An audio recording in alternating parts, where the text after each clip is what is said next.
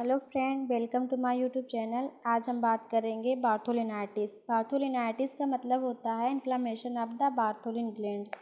Bartholin gland में inflammation हो जाता है। जिस वर्ड के पीछे आर्टिस लगा होता है उसका मतलब होता है इन्फ्लामेशन। बार्थोलिनाइटिस की इंट्रोडक्शन की बात करते हैं। It is the infection and inflammation of the major vestibular gland and Bartholin gland.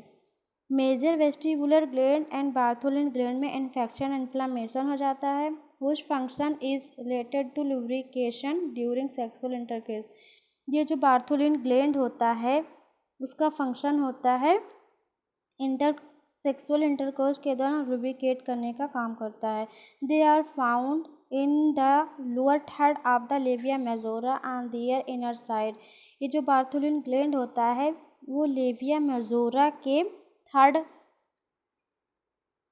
Lower third inner part में प्रेजेंट होता है। Sometime the openings of these gland because of traction causing fluid to back up into the gland. कभी कभी क्या होता है, जो ये बार्थोलिन ग्लैंड होता है उसमें ऑब्स्ट्रक्शन हो जाते हैं जिसमें कि फ्लूइड का कलेक्शन हो जाता है। अगर फ्लूइड का कलेक्शन हो जाएगा, अगर अच्छे से ट्रीट नहीं करते हैं तो उसको बार्थोलिन सिस्ट हो जाता है। बार्थोलिन सिस्ट जो होता है वो बार्थोलिनाइटिस का मेजर कॉम्प्लिकेशन होता है। अगर बार्थोलिन सिस्ट हो जाएगा तो उसको पेन और स्वेलिंग होगी।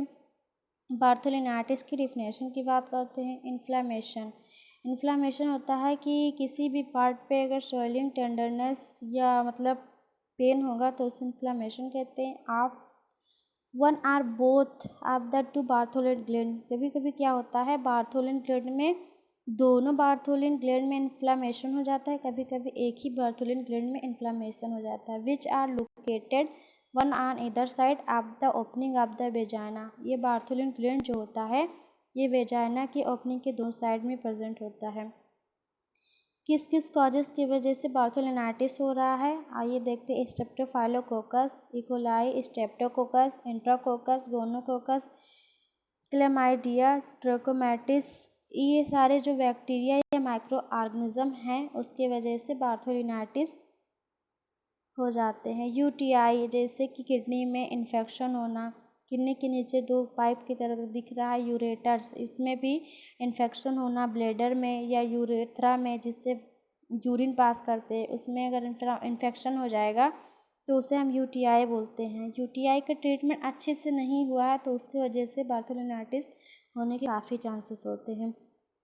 क्लिनिकल फीचर्स, टेंडर कहीं अगर इंजरी है तो वहाँ पे सॉफ्टनेस फील हो रहा है तो उसे हम टेंडर कहते हैं। Painful lump near the vagina के नियर में एक हार्डनेस फील होता है जिसके साइड में टेंडरनेस होता है तो उस हार्डनेस को हम लंप कहते हैं। एक्टिविटी टॉलरेंस, जो भी पर डे की एक्टिविटी होती है वो नहीं कर पाते हैं, जैसे कि अपना वर्क या घूमना टहलना वो सब नहीं कर पाते, उसको हम एक्टिविटी टॉलरेंस कहते हैं। डिस्कम्फर्ट, वो सिटिंग नहीं हो पा रहे हैं या स्लीप नहीं कर पा रहे हैं या वॉक नहीं कर पा रहे हैं, ये सब करने में डिफ़िकल्टी हो रही है।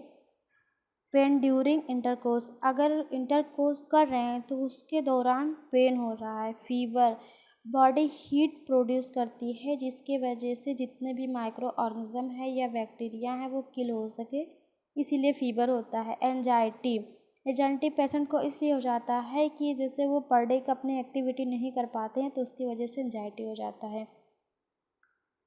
बार्थोलिनाइटिस के डायग्नोस्टिक इवैल्यूएशन देखते हैं। हिस्ट्री कलेक्शन करेंगे। सबसे पहले हम पेशेंट से पूछेंगे, उसकी प्रीवियस हिस्ट्री को पूछेंगे। उसके बाद में पूछेंगे पेशेंट से कभी यूटीआई तो नहीं हुआ है जिसकी वजह से बार्थोलिनाइटिस हो गया है, या सेक्सुअल ट्रांसमिटेड डिजीज़ तो नहीं है, या पर्सनल हाइजीन अच्छे से नहीं मेंटेन कर रही है, या मल्टीपल सेक्स पार्टनर कर रही है, या बिना प्रोटेक्ट के सेक्स कर रही है।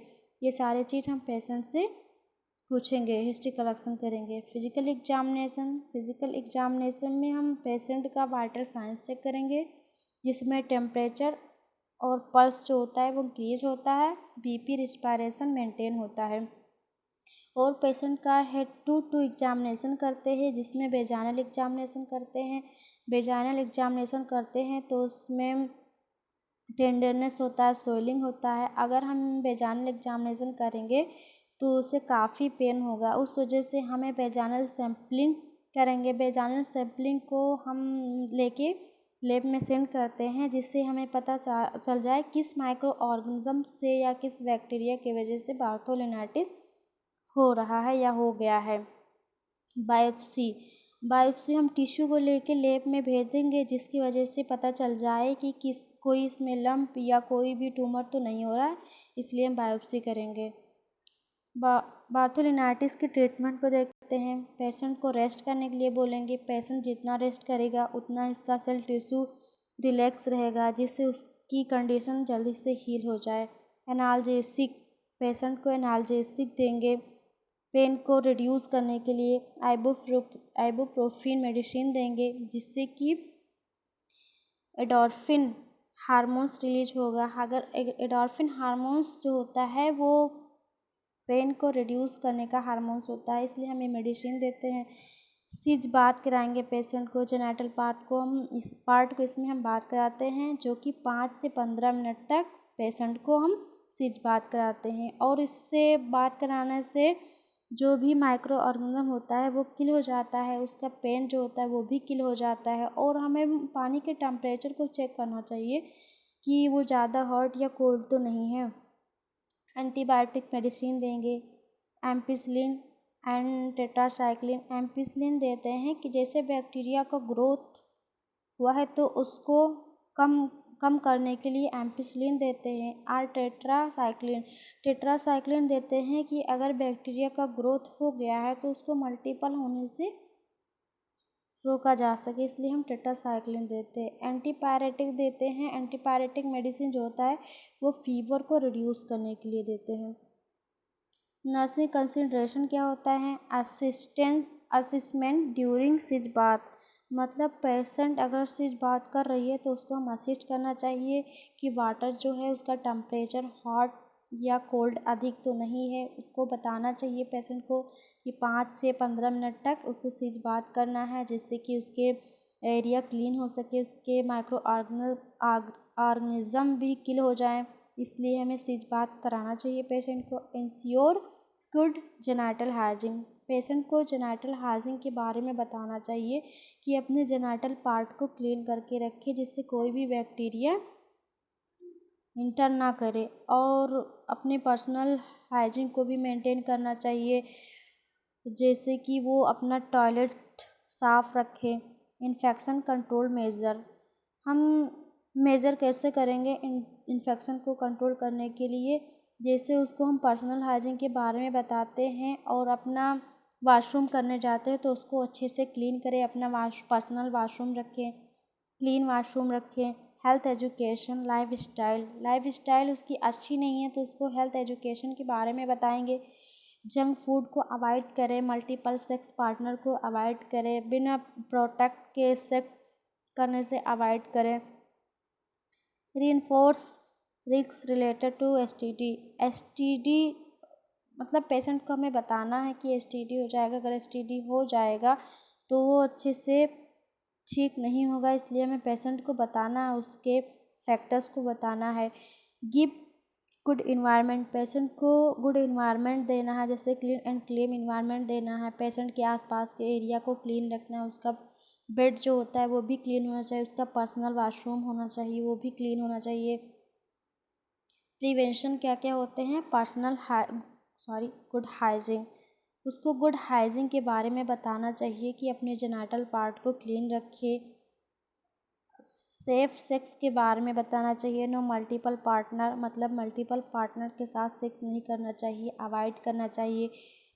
प्रॉपर ट्रीटमेंट ऑफ यूटीआई का प्रॉपर ट्रीटमेंट करना चाहिए। अगर यूटीआई हो गया है तो उसकी वजह से बार्थोलिनाइटिस होने के काफ़ी चांसेस होते हैं, इसलिए प्रॉपर ट्रीटमेंट करना चाहिए। Take proper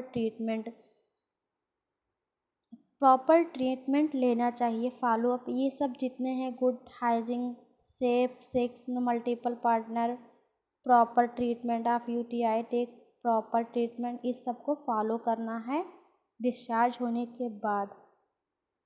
thank you. अगर आपको मेरी वीडियो समझ में आया तो उसके लिए थैंक यू।